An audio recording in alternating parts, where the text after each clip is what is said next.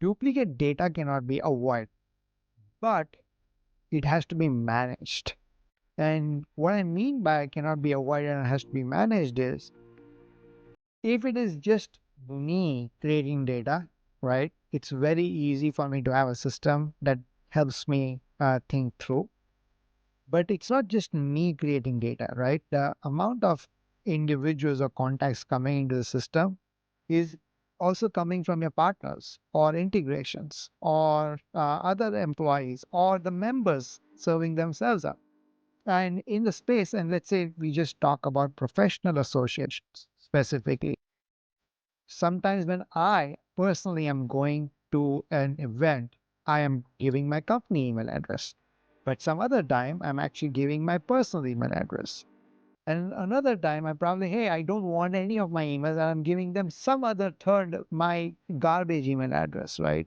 And so what happens is I myself am providing all of these other formats of email, and now Apple has introduced, and I'm sure Android also has the same.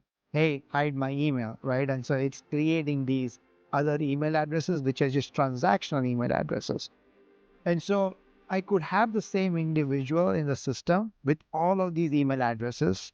And if I'm not monitoring the system, there is no way I know that, like, hey, Vishal Shah over here is the same V Shah over there with that email address which is not matching, right? Are going to get duplicate data. And now it's as we start enriching the data that we have, how do we stay on top of it? There are good, I would say, if I had to put a number at it, there's a good 20-30% chance that simplistic rules can be applied. Like, hey, is the email matching? Is the first initial and the last name matching, right? Is the address matching? Some of those which are straightforward, like I can apply those rules and allow the system to alert.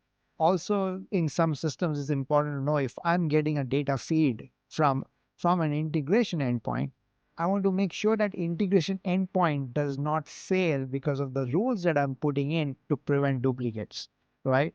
It almost feels like I have to allow people to create duplicates and then have a system to catch, like, or monitor, hey, this week I have 5 duplicates. What do I want to do with them? Merge them and take other actions. But so duplicate management is almost like an art. And what industry signals are you getting for those individuals of how to manage them?